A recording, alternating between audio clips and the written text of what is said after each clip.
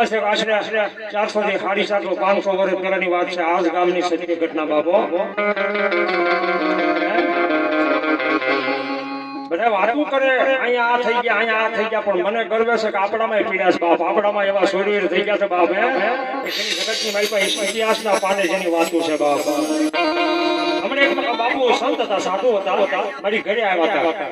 અને ઈ ભાઈ સત્સંગ કરતા હતા કે ધ્રુસ કે ઢોલ વાગશે જુનાડે જોધા જાગશે મેઘડી કન્યા પાણ છે એ બાપુએ સવાલ કર્યો કે આ ધ્રુસ કે ઢોલ વાગશે જાંગીના ઢોલ વાગશે એ સતયુગની મારી પાસે બધા વિયાઈ ગયા હવે એવો કોઈ ભંગ્યો ખરો કે આ જાંગીના દે બાપુ લોકો જાંગીના ઢોલ વાલ્મીકી ઋષિનો દીકરો દઈએ કે બીજા કોઈ નહીં અને તમે એમ કહેતા કે એવો ઋષિ ક્યાં તો હાલો બતાવું બોટાદની બાજુમાં નાગલપર કરીને ગામ છે ન્યા દાદો મારો હકલો થઈ ગયો બાબો તમે એમ કહો કે જૂનાગઢની બાજુમાં ધ્રુસકા ઢોલ વાગશે આખી ધરતીની મારી પાસે ખબર પડશે એવો ઋષિ એક મારે નાગલપરની મારી પાસે મારા વાલ્મીકી સમાજની મારી પાસે થઈ ગયો જેનો ઢોલ એમ કહેવાશે કે 12 ગાવ હુજી વાગે તો બાપુ એવો નરપટો સૂર્ય બીજો જાગે તે બાપુ ન જાગે કારણ કે અમે મેલોડી વાળા બાપ અને જે મેલોડી ને માનતા હોય કોઈ મોળા હોય ને મારી મેલોડી વાળા ન હોય બાબા હું નથી કરતો ઇતિહાસ કે છે કે આ ગામની મારી પા જેને નાગાજણ બાપુ ખાસર કહેવાય આ નાગલપુર ગામ જે રીત બાપુ નામ ઉપરથી પડ્યું છે નાગાજણ બાપુ ખાસર કહેવાય હો બાપ ખાસર ખુમારને વાળા બાબો જે આપણા માટે કંઈક કરીને વિયા ગયા છે ને યાદ કરવા જોઈએ બાપુ હા આખી રાત પછી નકરું ડિસ્કો કરી નો મેળા પણ આપણા માટે ખપી ગયા છે આપણા માટે પાળિયા થઈને બેઠા છે એને યાદ કરવા જોઈએ બાપ જેના ગામની મારી પાસે બેઠા છે એ કઈ કરીને વિયા ગયા ત્યારે આપણા સ્ટેજ પાસે બેઠા હોય આપણે છે ને પૈસા હોય આપણા વડવા નો રહીએ તો આપણે રહ્યા હોય એમ જવાય આ જેથી ભલકામ બે વાર ભાંગ્યું ત્રીજી વાર જ્યારે નાગલપરની મારી પાસે સડાઈ થઈ ગયો અને તે વખતે આ નાગલપરના જે કાઠી દરબારો જે કઈ હતા લડવૈયા હતા જે સૂર્યવીરો હતા એમ કહેવાશે કે અત્યારનું જે ગેલાહારનું બરવાળા કહેવાય ને બરવાળા ગામની મારી પાસે ડાયરો કરવા વ્યા ગયા બાપુ ડાયરો કરવા વ્યા ગયા તેતરની માથે મીંદડી માથે બાજ મારા હમ તારા હમ થાય ઈ કહું બાપુ એમ કહેવાશે બાપુ એ ખાસર ખુમારને વાળા ડાયરાની વાત જ અલગ હોય ને બાપુ ઈ વખતે એમ કહેવાય છે કે આ નાગલ પર ભંગાવા જેથી એવું પાળ સડ્યું બાપો પકડ ઘોડોનો અવાજ આવવા મળ્યો અને ત્યારે એમ કહેવાય છે કે આ ગામના માલિકા એમ કહેવાય છે ને ભરવાડ કહેવાય છે ને ગોરી કહેવાય બાપ રબારી છે ને કહેવાય બાપ નેહડા છે ને કહેવાય હો એને કીધું જલ્દી મોકલા જાણ કરો જે એમ કહેવાય છે કે ખાસર દરબારનું જે કાઠી લડવૈયા છે જે એમ કહેવાય છે કે ગામના રક્ષણ કરવા વાળા છે તો બરવાળામાં મારી પાસે કારણ કે જલ્દી એવો ઉપાય કરો કે સીમમાં હોય વાડીએ પોતાનો હતાય સાના માના બેસી જાય અને ઘરે હોય હોના બારણા બંધ કરીને ઘરના કોઈ બહાર ના કોઈ અંદર ની પાળ સડી સબાબ ગાયું એમ કહેવાય છે આખું ધાનું વાળીને જવાના સબાબ અને એની વચમાં જે આવે એને કાપી નાખશે બાપ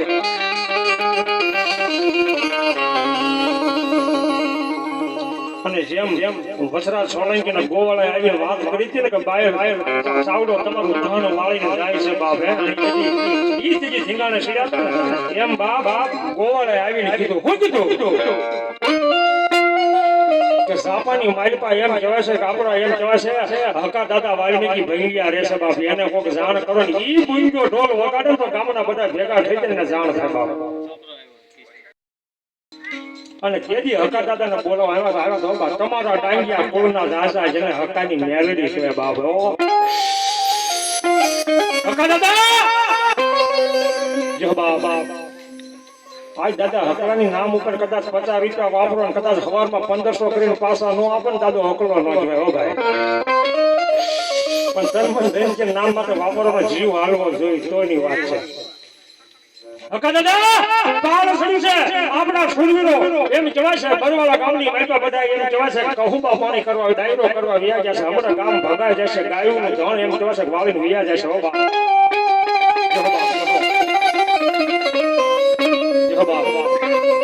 અને તેથી દાદા હકલાએ એટલું કીધું તું બાપ હવે હું છત્રી માથે સડી એકું એવડી તો મારી તાકાત નથી પણ બાવડું પકડીને કોક મને છત્રી માથે સડાવો બાપ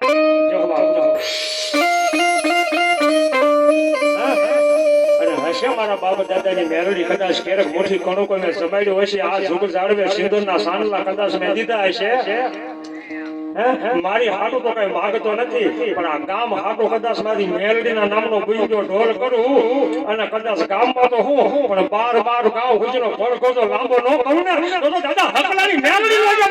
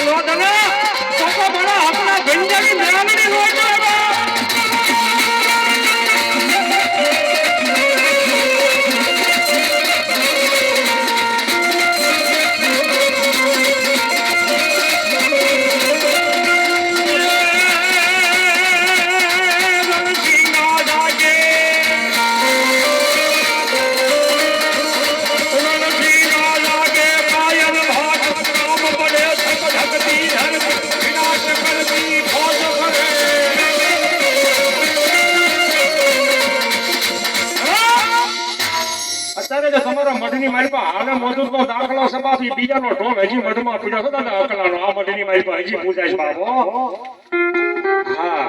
મઢે નો જાવ તો કાઈ નહીં પણ ખાલી એક વાર એ ઢોલની સામા બેહી તન મન ધનથી એમ કહેવાય છે કે આહુડું પાડો બાપ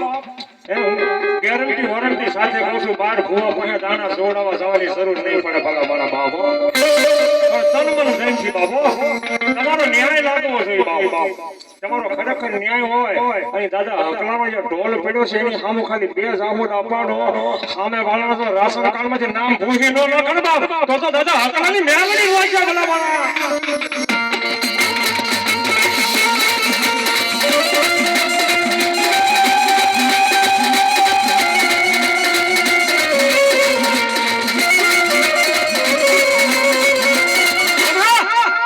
સતરી માતા જીવરામ મારા દાદા હકલાએ મેરડીના નામની દાંડી મળ્યો પાડો હવા જેથી ગુંજો ઢોલ કર્યો બાબો અને ઈ ઢોલ એમ કહેવાય છે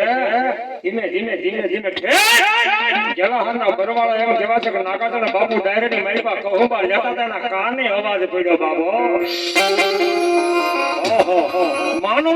મારા ગામના ભૈયા એમ કહેવાય છે વાલ્મીકી દાદા હક્કાનો ઢોલ છે બાબો દરબારું વાતો કરવા માંડ્યા કે ભાઈ અહીંથી નાગલ પર બલગામ 12 કિલો 12 ગાવ થાય ને એનો ઢોલ થોડો અહીંયા સંભળા કે નાના ખરેખર મારા અવાજ કોટી હકા કાને સાંભળેલું ખોટું ન હોય આ 100% નહીં પણ 120% કહું છું આ મારા ગામના ભૈયા હકલાનો ઢોલ વાગે છે બાપ નિકિકા ગામની માથે આવવાના છે બાપુ અને એ બાપુ નાકાજન બાપુ ખાસ કાઈ જેમ તેમ નતા પગની માલપા રાંગમાં ઘોડી લઈને પીપે રાખી ડાળે આખી ઘોડી ઊંચી કરી ડાળે એમ કહેવાય છે કે એ બાસ ભરી હતી હા આંખી મને જાણવા મળ્યું છે કે આખી ડાળ ફાંસી નાખી ભલા મારા પીપરની વિચાર તો કરો બાપ ઈ કાઈ જેમ તેમ નો સુરો કહેવાય હો ભલા મારા અને હાલ મોજતા દાખલા છે નાગલપરની માલપા એના પાળિયા છે ને પૂજાય બાપ અને અહીંયા સાપે મઠની આગળ દાદો હકલો પૂજાય છે બાપ અને અહીંયા સુરવીર નાગાજલ બાપુના હજી પાળિયા જે કોઈ રબારી ગોરી જેની હારે ખપી જાય એના પણ પાળિયા નાગલપર ગામની માલિપા પૂજાય છે બાપ અને એની મેલડી એમ કહેવાય છે કે નાગલપરની માલિપા બેઠી હોય બાપો ભલામણા આપણામાં કઈ ખામી હોય નકર ભલામણા કઈ એના કઈ દાણા થોડા સૂંથવાનો હોય ભાઈ માગવામાં ભૂલ થતી હોય લોભ લાલચ લાલચ આપણામાં આવતી હોય મનની મારી પર તો જ મેલડી કદાચ નો જવાબ છે મેલડી પાસે દાદા હકલાની મેલડી પાસે હું મંગાય મારા ભાઈઓમાં મેલડી વખા મળવા દેતી નહીં